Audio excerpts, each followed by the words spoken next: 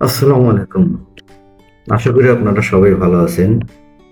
আজকে আমি আলোচনা করব অ্যাডোবি ফটোশপ নিয়ে।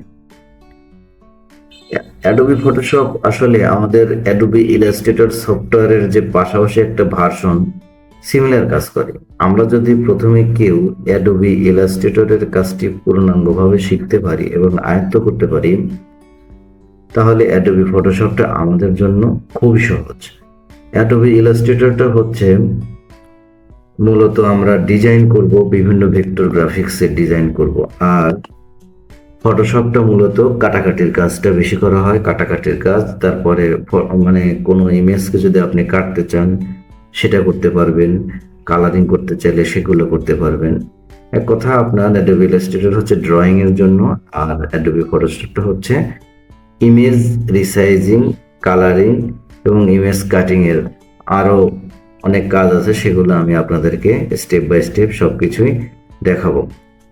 তাহলে এই যে আমার যেখানে ফটোশপ সফটওয়্যারটি আমি এখানে ওপেন করেছি, এটা হচ্ছে আমার ফটোশপের বাইরের ইন্টারফেস। এখানে দেখুন, আমার এখানে রিসেন্ট আমি যেসব ফাইল ওপেন করেছি সেই ফাইলগুলো আমার এখানে দেখাচ্ছে। তার মানে আপনি যখন ফটোশপে কোনো ফাইল ওপেন করবেন, কাজ করবেন, পরবর্তীতে মানে কাজ শেষ হওয়ার পরে আপনি ফটোশপটি ক্লোজ করার পর আবার যখন রিওপেন করবেন সফটওয়্যারটি, তখন আপনার ইন্টারফেসে এই কাজগুলো দেখাবে যে আপনি আগে এই কাজগুলি করেছেন। এখন দেখুন, আমার এইখানে কিন্তু বেশ কিছু অপশন আছে: file, edit, image, layer, type, plug in, filter, Windows help, অনেক কিছু অপশন আছে। এখন আমার এখানে দেখুন নিউ ফাইল, এই নিউ ফাইলটা আমরা কিন্তু আবার এখান থেকেও পাবো। এই যে ফাইলে গিয়ে আমি যদি এখানে নিউতে ক্লিক করি, তাহলে কিন্তু এখানে আমি নিউ ফাইলটি পেয়ে যাচ্ছি। আর এই নিউ ফাইলের শর্টকাট কি হচ্ছে Ctrl+N। অর্থাৎ আপনি যদি কিবোর্ড থেকে Ctrl+N একই সাথে প্রেস করেন, তাহলে আপনি নিউ ফাইলের একটি বক্স পেয়ে যাবেন। আরেকটা কথা বলে রাখি, এই যে আমার যে অপশনগুলি আছে, এই যে ক্লোজ, ক্লোজ অল, তারপরে রিভার্ট, এর পাশে যে শর্টকাট কিগুলো কিন্তু লেখা আছে প্রত্যেকটা, ম্যাক্সিমামের ক্ষেত্রে কিন্তু এগুলো লেখা আছে। এইসব ক্ষেত্রে কিন্তু আপনারা চাইলে এই শর্টকাট কি ব্যবহার করতে পারেন। আর ওপেন, ওপেন বিষয়টা হচ্ছে যে আমি যখন ওপেনে ক্লিক করব, তখন মানে সরাসরি আপনি কোনো ফাইল যদি আপনি এখান থেকে ওপেন করতে চান, তাহলে কিন্তু সেটা করতে পারবেন। এই যে দেখুন, আমি যদি সরাসরি ফাইলটি ওপেন করতে চাই, ওখানে ক্লিক করলাম, ক্লিক করার সাথে সাথে কিন্তু আমার সরাসরি এই ফাইলটি তারা ওপেন করে দিয়েছে। এখন আমরা তো ওপেন অপশনটি দেখলাম, হোম তো আপনারা বুঝতেই পারছেন, আসলে আমাদের এইটা হচ্ছে হোম স্ক্রিন। এখানে আমি যদি এখন নিউ ফাইলে ক্লিক করি, এখন নিউ ফাইলে ক্লিক করার সুবিধাটা হচ্ছে আপনি যখন নিউ ফাইলে মানে কোনো নতুন প্রজেক্ট করতে যাবেন, সেখানে আপনি হাইট দিতে পারবেন, ওয়েট দিতে পারবেন, রেজুলেশন কত সেটা সিলেক্ট করতে পারবেন। এই যে আমার আমি যেসব কথা বললাম এখানে কিন্তু আছে height, weight, resolution, colour mode দিতে পারবেন, ব্যাকগ্রাউন্ড দিতে পারবেন, এখানে আরো বিভিন্ন সেটিংস আছে, আপনারা আপনাদের পছন্দ মতো দিতে পারবেন। কিন্তু ওপেন জিনিসটা হচ্ছে যে আপনি সরাসরি একটা ফাইলকে ওপেন করতে চাচ্ছেন, এবং সেখানে কিন্তু আপনার ফটো রিসাইজ আপনি পরে করতে পারবেন। আপনার সফটওয়্যারের ভিতরে ঢুকে গিয়ে আপনি ফটো ছোট বড় কালারিং করতে পারবেন, কিন্তু এরকম মেসেজ বক্স আপনাকে কিন্তু ওপেন করার সাথে সাথে তারা দেবে না। এখন দেখুন যে আমার এইখানে এখানে কিন্তু বিভিন্ন অপশন আছে। আমি রিসেন্ট এই ফাইলগুলো অপশন করে ওপেন করেছিলাম, এর জন্য আমাকে সেই রিসেন্ট ফাইলগুলো দেখাচ্ছে। এখানে সেভ ফাইলটা, এখানে আসলে আমার কোনো কিছু সেভ করা নাই, এর জন্য তারা আমাকে দেখাচ্ছে না। এখানে দেখুন ফটো, আমি যদি কোনো ফটোতে কাজ করতে যাই, সেক্ষেত্রে এখানে কিন্তু ফটোর বিভিন্ন ডাইমেনশন করা আছে। প্রিন্টের ক্ষেত্রেও দেখুন সবকিছু ডাইমেনশন করা আছে। এভাবে দেখুন art, illustration, web, mobile, film, video, প্রত্যেকটার ক্ষেত্রে আপনি আপনার যখন যেখানে যে অপশনে কাজ করতে প্রয়োজন হবে সেই অপশনে গিয়ে আপনি যদি সরাসরি এসব আইকনে ক্লিক করেন, তাহলে কিন্তু এদের একটা ডিফল্ট সেটিংস থাকে। এই যে দেখুন, আইফোনের একটা ডিফল্ট সেটিং, তার আইফোন এক্স এর একটা ডিফল্ট সেটিং, এগুলো কিন্তু আপনারা সরাসরি ক্লিক করেও ওপেন করতে পারবেন। এই যে আমি এখানে ক্লিক করলাম, করার পরে আমি যদি এখানে ডাবল ক্লিক করি তাহলে দেখুন এই যে আমার আইফোনের কিন্তু একটি সেটিংস চলে এসেছে। এখন আমরা চাচ্ছি যে নতুন করে একটা পেজ ক্রিয়েট করব, যে পেজে আমরা সাধারণত কাজ করব। এই যে দেখুন আমি প্রিন্টের কাজ করি।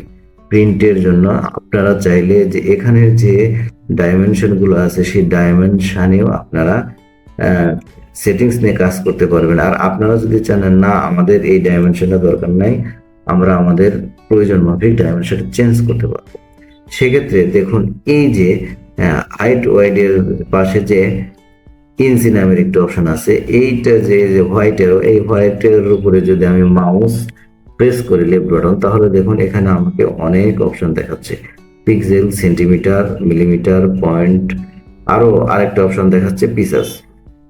এখন আপনার যখন যেটা প্রয়োজন হবে, যখন যে ইউনিট নিয়ে কাজ করার প্রয়োজন হবে, সেক্ষেত্রে আপনারা এই ইউনিট নিয়ে কাজ করতে পারবেন। আর এখানে দেখুন টাইটেল, এখানে মানে আপনার যে প্রজেক্টের নেম, আপনি এখানে ফ্লায়ার ডিজাইন করবেন নাকি ব্রোশিয়ার ডিজাইন করবেন, সেক্ষেত্রে কিন্তু আপনি এখানে নামটা দিয়ে দিতে পারবেন। ধরুন আমি এখানে আমার নাম দিলাম হচ্ছে নিউ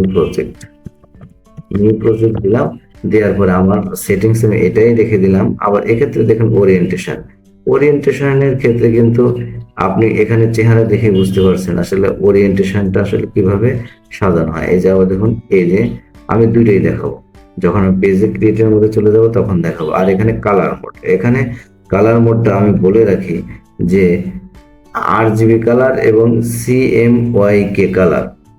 CMYK কালারটা সাধারণত আমাদের প্রিন্টিং এর ক্ষেত্রে ব্যবহার করা হয়, মানে কোনো কিছু আপনি ডিজাইন করার পরে সেটাকে প্রিন্ট করবেন, সেক্ষেত্রে আপনি CMYK কালারটি সিলেক্ট করে দেবেন। আর যদি মনে করেন যে না আমি এটা ওয়েবের জন্য ব্যবহার করব, সেক্ষেত্রে আপনি RGB কালারটি ব্যবহার করে দিতে পারেন।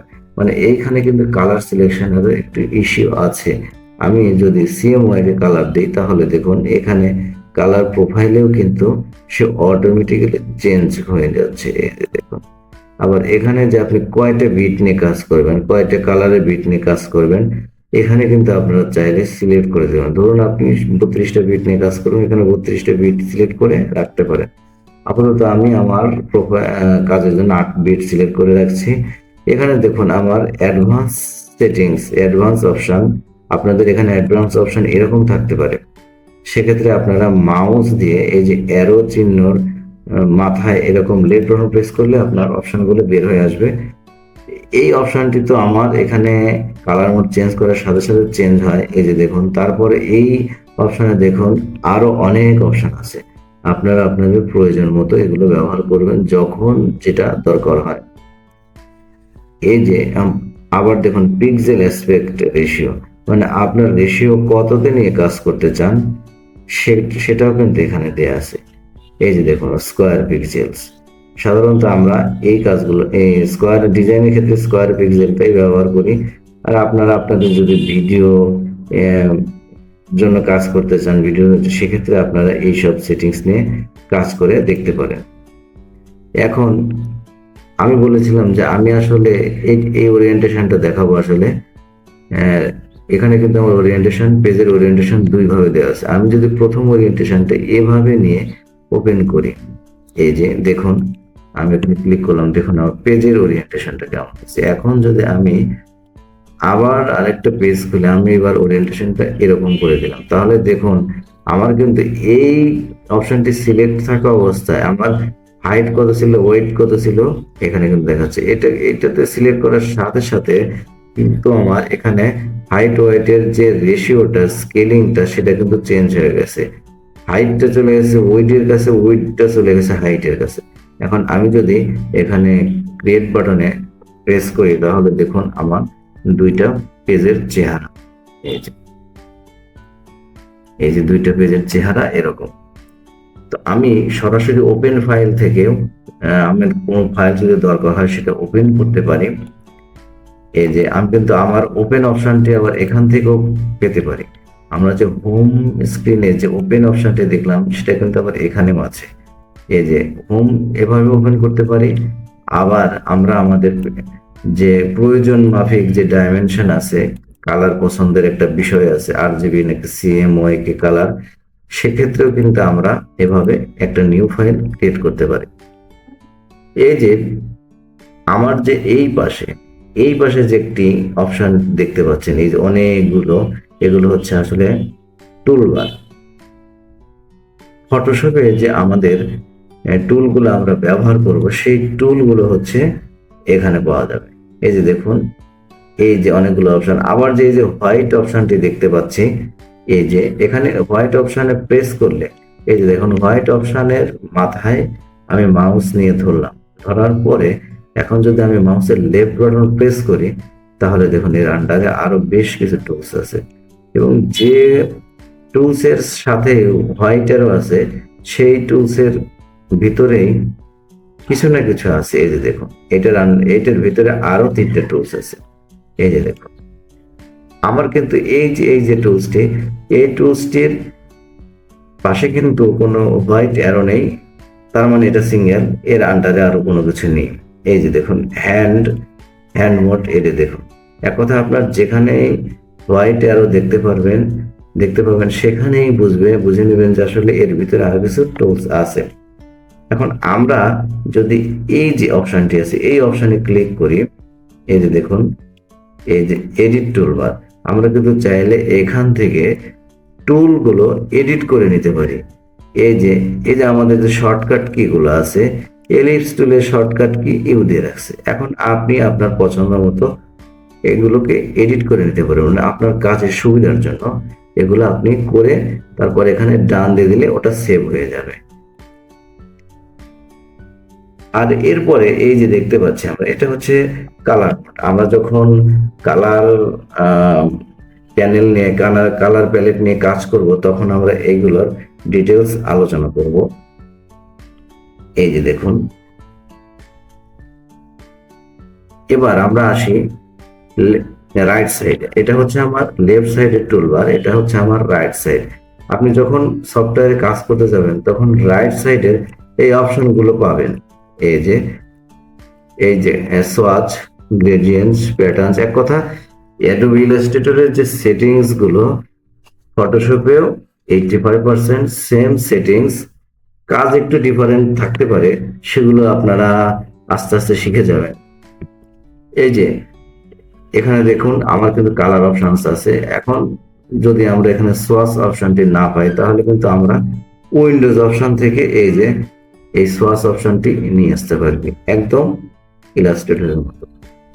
এই যে, আর এই যে দেখুন, এইটি হচ্ছে অ্যাডোবি যে আমাদের সফটওয়্যার আছে, ফটোশপ বলেন, ইলাস্ট্রেটর বলেন, ইনডিজাইন বলেন, এই অপশনটি তারা নতুন ভাবে অ্যাড করে দিয়েছে। এই যে এটা চাইলে আপনি হাইড করে রাখতে পারেন, এটা চাইলে আপনি পিনও করে রাখতে পারবেন। এগুলোর কাজও আমি আপনাদেরকে স্টেপ বাই স্টেপ দেখাবো। তো বন্ধুরা, আজকে এ পর্যন্তই। আপনারা সবাই ভালো থাকবেন। আর ভিডিওটি যদি ভালো লেগে থাকে, অবশ্যই আপনারা বেশি বেশি শেয়ার করবেন বন্ধুদের সাথে, এবং আমার চ্যানেলটি সাবস্ক্রাইব করে রাখবেন। আসসালামু আলাইকুম ওয়া রাহমাতুল্লাহ।